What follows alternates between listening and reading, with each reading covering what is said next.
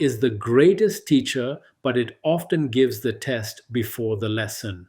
Many of us only discover the truths of living after decades have passed, after mistakes have been made, and after opportunities have slipped through our fingers.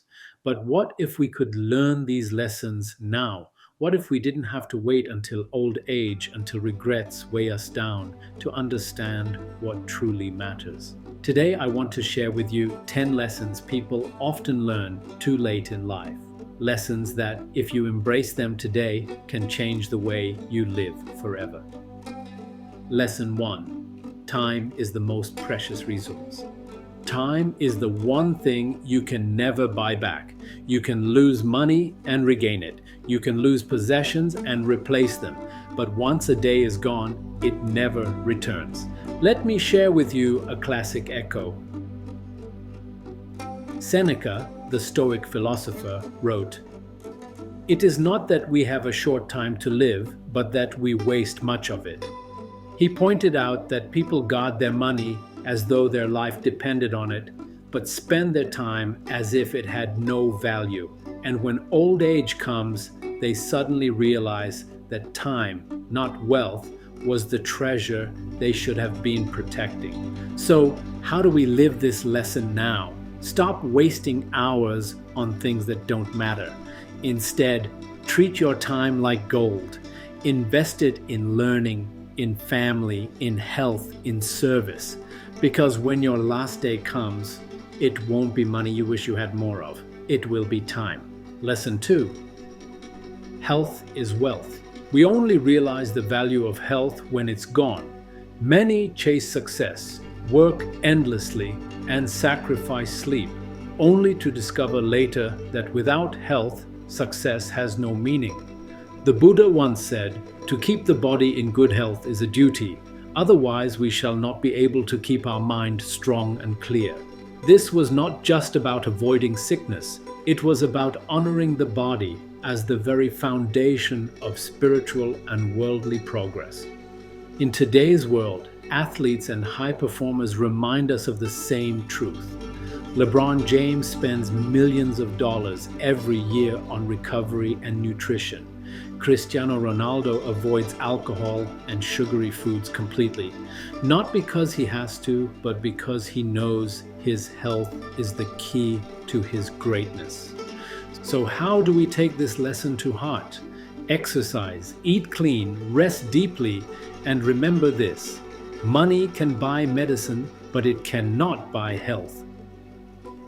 If you want wealth, start by guarding your health. Lesson 3. Relationships matter more than possessions. At the end of life, people don't regret not buying more cars or bigger houses. They regret not spending more time with loved ones. Tolstoy once wrote, Everything that I understand only because I love." The great thinkers of history knew that love, not possessions, is the true wealth of life, and modern science confirms it. The Harvard study of adult development, which tracked people for over 75 years, found one thing above all determines happiness and longevity. Strong, meaningful relationships, not money, not fame, not possessions, relationships. So how can we live this lesson now? Call the people you love, spend time with them, invest in memories, not material things. Because one day, when you look back, it won't be the car in your driveway that matters. It will be the people sitting beside you. Lesson 4. Failure is not the opposite of success. It's part of it. Too many people fear failure, so they never try. Only later do they realize that failure is the stepping stone to greatness. Thomas Edison, when working on the light bulb, failed more than 1,000 times, but he reframed his failures, saying, "I have not failed. I've just found 10,000 ways that won't work." He saw each failure as progress. Michael Jordan, often called the greatest basketball player in history, put it even more directly. "I've missed more than 9,000 shots in my career. I've lost almost 300 games. I've failed over and over and over again in my life. and that is why I succeed. So what does this mean for us? It means don't run from failure, run into it. Every failure carries a lesson. Every mistake is a teacher. Success is simply failure that refused to quit. Lesson 5. Happiness comes from within, not from external things. Many people chase wealth, status, and possessions thinking they will bring happiness. Only later do they realize happiness is an inside job. The Stoics taught that external events are beyond our control, but our response is within. Epictetus said, "There is only one way to happiness, and that is to cease worrying about things which are beyond the power of our will." Research today shows the same. Once basic needs are met, more money does not significantly increase happiness. In fact, happiness comes from growth, contribution, and gratitude. So how do we live this? Stop chasing happiness in the next car, the next job, the next house. Happiness is not in the future, it's in the present. It's in the way you choose to see your life right now. Lesson 6. Discipline is freedom. It sounds like a contradiction, but it is the deepest truth. The person who has no discipline is a prisoner of impulse, craving, and weakness. The person who masters discipline is the one who finds true freedom. Epictetus said, "No man is free who is not master of himself." The ancients knew that liberty is not doing whatever you want, whenever you want. It's the ability to control yourself so you can live your highest values. Modern wisdom echoes this through Navy SEAL Jocko Willink. Discipline equals freedom. Wake early, manage your time, control your food, build your body, and you free yourself from chaos. So how do we embody this? Build discipline into your daily habits. The freedom you dream of, financial, physical, spiritual, is found on the other side of discipline. Lesson 7. You can't please everyone. People spend decades chasing approval, afraid of criticism. Only later do they realize that no matter what you do, someone will disapprove. Lao Tzu put it perfectly. Care about what other people think, and you will always be their prisoner. If you live for approval, you'll never truly live at all. Social media makes this even worse. We chase likes, comments, followers, thinking they define us, but at the end of life, approval fades. What matters is integrity. So how do we live this truth now? By standing firm in your values, by being authentic even when it's unpopular, by understanding that living true to yourself is worth more than a lifetime of applause. Lesson 8. Small habits shape your destiny.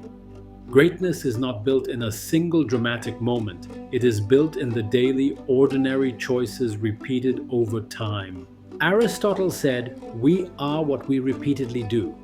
Excellence, then, is not an act, but a habit. James Clear, in his book Atomic Habits, shows mathematically how just 1% improvement daily compounds into 37 times better results in 1 year.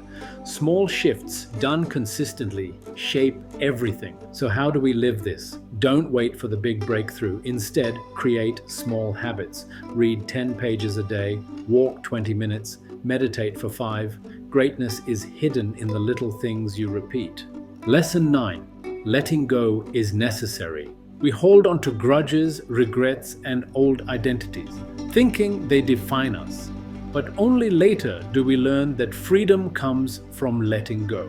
The Buddha said, "Holding on to anger is like drinking poison and expecting the other person to die." That's what many of us do. We harm ourselves with what we refuse to release. Nelson Mandela showed us the opposite.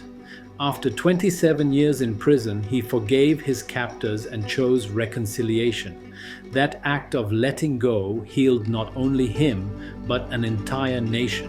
So how do we practice this lesson? By forgiving, by releasing the past, by understanding that your future cannot grow if your hands are clinging to yesterday. Lesson 10.